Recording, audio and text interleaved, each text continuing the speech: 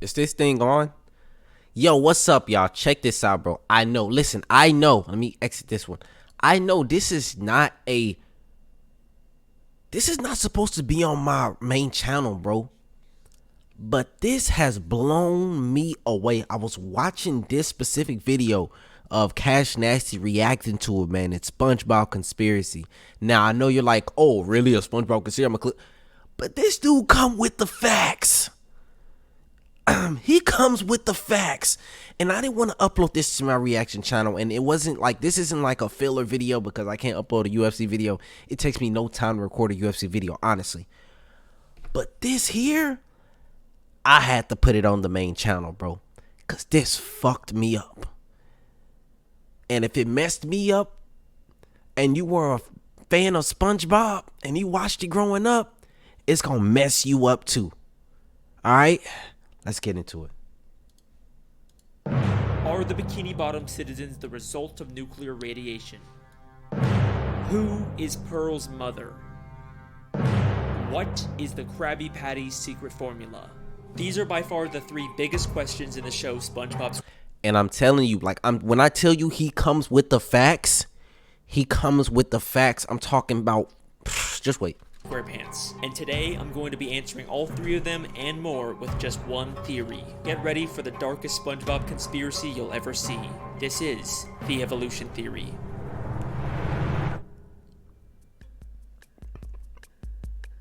We're back with another SpongeBob conspiracy. Guess I'm the SpongeBob guy now. That's all I make. You guys sure love these SpongeBob theories. Alex Bale out with another video. The makers of SpongeBob interfere to put in their own message to brainwash you people. Squilliam sends the doctor in. He's not really a doctor. He's just trying to infiltrate that little round thing on his head there. Oh my God. Thank God for Alex Bale. Look at that. He's helping me prove my point. You know what? That is awesome. Maybe some of you love them a little too much. You know, I got other videos, right? I make films and stuff too. Anyone want to watch those? Anyways, by far the most we came for SpongeBob, nigga. Out there is the Bikini Atoll nuclear radiation theory. It's pretty simple. It's been confirmed that Bikini Bottom is actually beneath a real-life place called Bikini Atoll. From 1946 to 1958, the United States did nuclear tests there, devastating the area and leaving it radioactive even to this day. The theory states that the reason why the citizens of Bikini Bottom can talk and have formed advanced societies is because of mutations caused by these nuclear tests. And that's about the whole theory. Even though there's tons and tons of videos about it, none of them actually go in depth with it or really look through the show for evidence. But y'all know that if Alex Bale is making a theory on it, then it's not going to be some baby surface level analysis. I will watch every single episode of SpongeBob. I will read every page of the goddamn Wikipedia. If I'm making a theory on it, then you guys know it's going to be good. And once I really started looking into this theory, I realized that there is so much more here than anyone thinks. Get ready, because today we're going to be solving the biggest mysteries in the history of SpongeBob SquarePants and changing the way you look at the entire show. So without further ado, let's begin the theory.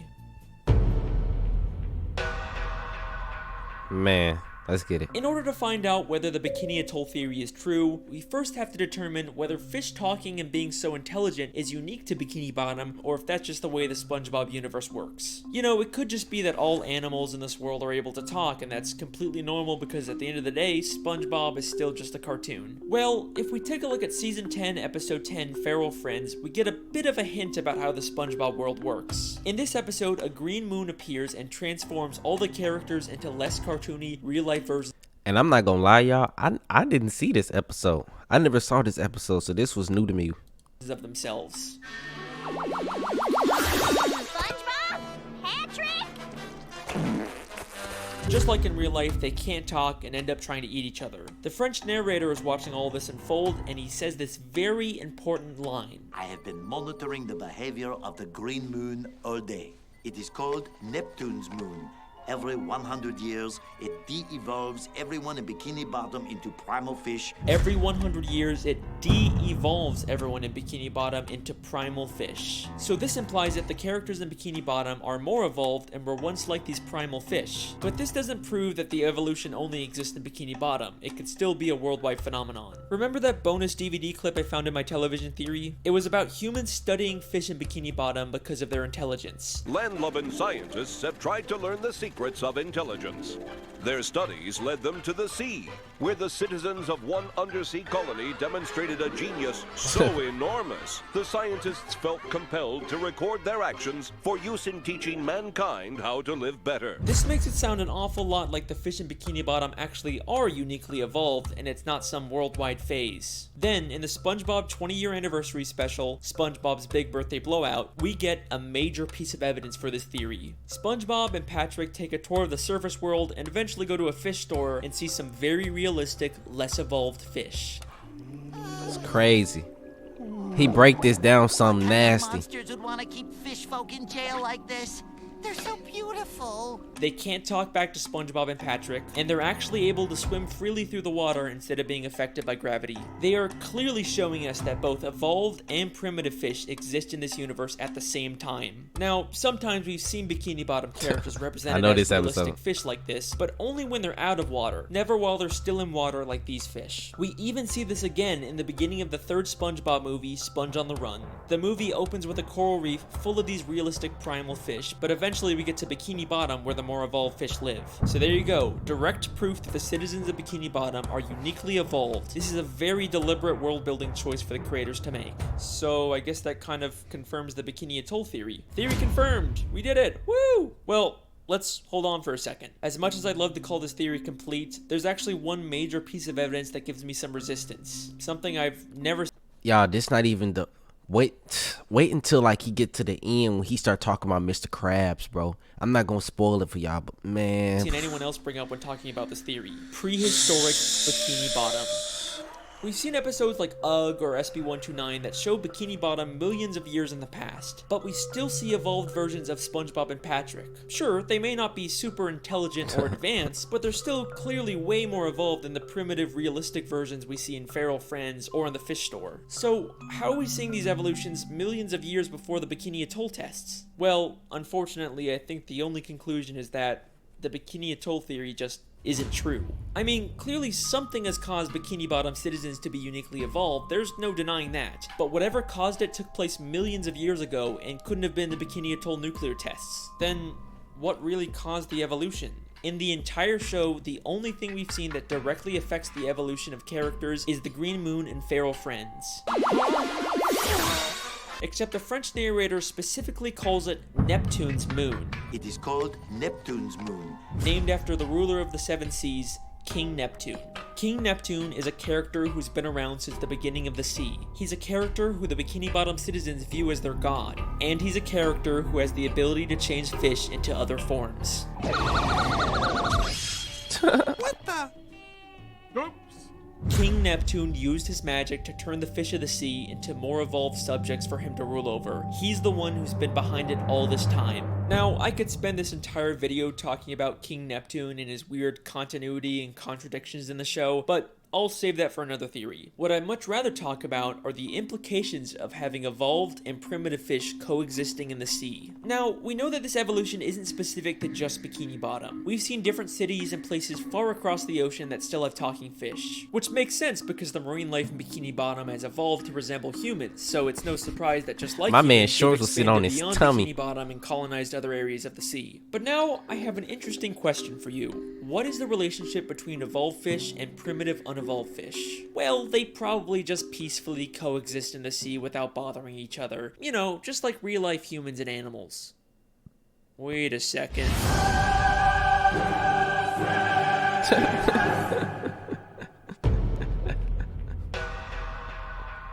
In Season 3, Episode 10, the Krusty Krab training video, there is this hilarious, absurd moment when they're talking about Mr. Krabs. After the war, Krab stayed secluded in a deep depression that seemed endless. Like, what war happened in Bikini Bottom? They just tell us this and then completely drop it. But with this new context, is it possible that crabs fought in a war against these primitive, wild fish of the sea? I mean, let's remember in Feral Friends, some of those de-evolved fish were massive compared to the evolved fish, and they immediately started attacking each other. The battle for the survival of the fittest rages on in the animal kingdom. So yeah, in order for the Bikini Bottom citizens to survive survive and expand, they would probably break into some kind of war. And from the sounds of it, this war must have been pretty brutal to put Mr. Krabs into such a deep depression. But I'm getting ahead of myself. Is there actually any evidence that proves the war Mr. Krabs fought in was specifically this evolutionary war? Well, through the few flashbacks we get, we know that Mr. Krabs served in the Navy. And yes, they were sailing ships on an ocean, even though they're already underwater. This is actually a real-life phenomenon where certain parts of the sea can have a higher level of salinity, and it looks like an underwater ocean. Shout out Miss Parks, my high school marine biology teacher. We also know from maps of Bikini Bottom that the town is surrounded by this underwater ocean. So that places Mr. Krabs' war outside of Bikini Bottom where this evolutionary war would have to take place. Then if we take a look at Mr. Krabs' home, we see it is full of memorabilia from his past days in the Navy. But hidden within here is something that will absolutely blow your mind and answer one of the biggest questions in the show. Hanging there on his wall is a picture of a massive whale next to a ship. You don't think that could be... No, it can't be. Pearl's mother? Pearl is Mr. Krabs' whale daughter. The show never really explains how a crab can be the father of a whale, but most people just assume she was adopted. People have been speculating about who Pearl's biological mother is for years, and I think we finally just found our answer. We see 2 photos of this whale on a ship in Season 3, Episode 9, just 1 episode before we find out Mr. Krabs fought in a war. Since this is among all of Mr. Krabs' Navy stuff, I think we can assume that this is something he encountered and not just some random picture of a whale on a ship above the ocean. The whale is massive compared to the ship. We've seen adult whales in Bikini Bottom before, but they are nothing compared to the size of this whale. This has a much closer resemblance to Pearl when she de-evolved in feral friends and became massive. So this has to be an unevolved primitive whale, and the picture clearly shows them fighting. Not only does this prove that there was a war between evolved and primitive fish, but Mr. Krabs definitely fought in it. But this also implies something very dark. Mr. Krabs killed Pearl's mother. Sheesh!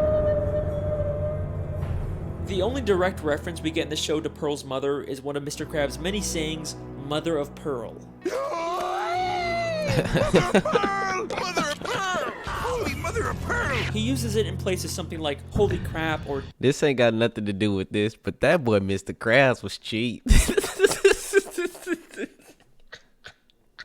That boy Mr. Krabs was pinching.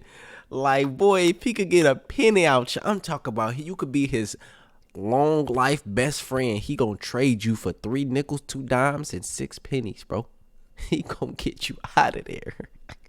Dear God, only saying it when something truly shocking or terrible happens, because he knows the terrible thing that happened to Pearl's mother. Why did Mr. Krabs go into such a deep depression after the war? Because he's haunted by what he's done, and the smoking harpoon to prove it is right there on his wall. So, that leaves us with an important question. Why did he adopt Pearl? After he killed her mother, he probably realized she had an infant daughter who had the evolutionary genes. Instead of leaving her to die, he adopted her as his own, all while keeping the dark secret that he was responsible for her mother's death. Woo! Childhood ruined yet? Well, don't worry, there's still time for this theory to get even worse. Now's your chance to remove yourself before things get really dark. They finna get dark, bro. They finna get dark. Still here? Okay, so here's a fun question. What's the deal with all the pets in Bikini Bottom? How come most fish are basically humans, but a snail or a worm acts like a pet? Well, just like humans have domesticated wild animals, it should be no surprise that evolved fish have domesticated primitive fish as pets. Unlike the massive primitive fish that the Bikini Bottom citizens had to go to war with, there's also smaller primitive fish like jellyfish, snails, spirit worms, seahorses, and clams that the Bikini Bottom citizens were able to form a symbiotic relationship with. Aww, and I thought you said this was gonna be the dark part, Alex. They're living peacefully together. That's nice. Okay, you got me. Here's another fun question. Where do the citizens of Bikini Bottom get their food? I mean, sure, some of it is plant-based, but there sure does seem to be an awful lot of meat-based food under the sea. I think you know where I'm going with this. The Bikini Bottom citizens eat primitive fish. Haha, it's not cannibalism if they're less evolved than you, right? There's no moral dilemma there. In Season 3, Episode 13, we see direct proof of this when the characters go fishing for primitive clams. This is something completely normal in this world. And then there's the chum bucket, which sells chum. Chum. Tell me, when I was watching Cash's video and he reacting to this, I didn't think nothing of this. Chum. Chum What is chum literally is? just ground up fish. The show isn't even hiding this. Now, we don't really see too much of the meat harvesting side of Bikini Bottom, and I'm not surprised they're keeping it on the DL, you know, with the whole cannibalism thing, but there is one secret to making food that is kept more secret than anything in Bikini Bottom. The best kept secret in the entire show. You already know what I'm gonna say. The Krabby Patty secret formula. Throughout the show, there's been lots of contradictory evidence about the Krabby Patty secret formula. In Season 4, Episode 7, Mr. Krabs says it's an old family recipe. Your mother knows the Krabby Patty formula? Of course she does! It's an old Krabs family recipe! But in Season 5, Episode 1, apparently Mr. Krabs discovered it on his own by accidentally mixing random ingredients together. I've done it! I discovered the perfect patty batter! Sometimes it's a secret formula, sometimes it's a book, sometimes it's a secret sauce, and any glimpse we get of the formula is just random nonsense. There is a ton of contradictory evidence out there, but I think this might all be intentional. In order to throw people off, Mr. Krabs has spread misinformation about the Krabby Patty formula. In fact, he's already done this in Season 3, Episode 18 by hiding a fake formula for Plankton to find that says he's the secret ingredient. Mixed together with the most important ingredient Plankton. of all, 4 heaping Plankton was a menace, bro. pounds of freshly ground plankton? And the contradictions aren't just inside the show. Even one of the SpongeBob crew members once said that Krabby Patties are vegetarian and contain no meat. But I've always been a little suspicious about what the creators say. They've also said that they're not allowed to show fish as food, except they clearly do with chum, clam fishing, and all the many gags where fish turn into food. It's almost like they're not allowed by Nick. I told y'all, he came with the receipts. He came with the receipts, bro. He was not playing. He came with the receipts. No cap. Nickelodeon to publicly acknowledge this because that could create a controversy, but they could still sneak this dark secret into the show. So what is the true secret ingredient? Where does the meat really come from? It's strange, we never really see Mr. Krabs get the meat delivered, or at least go out himself to get it. It's almost like he has all the meat he needs stockpiled somewhere. What primitive meat can Mr. Krabs have access to? Maybe he's been holding on to something from the war. What could Mr. Krabs have killed during the war that he doesn't want anyone to find out about? Something big enough to supply him with meat for years without needing more. What could that be? You really gonna make me say it? Mr. Krabs is using Pearl's dead mother's carcass to make Krabby Patties. Woo! We did it! Yeah, we solved the mystery! We did it! I'm so glad! Season 1, Episode 15, Sleepy Time. Mr. Krabs has a dream that he's on a boat fishing for a massive dollar. This is his memory of killing Pearl's mother, except now all he sees her as is money. And take a guess what name he calls the dollar. What you doing, Mr. Krabs? I'm picking Neptune's pocket! What are you talking about? I'm talking about cold hard flipping cash. It's the mighty Moby Dollar! Moby Dollar. A direct reference to Moby Dick, a story about hunting a whale. Are you kidding me?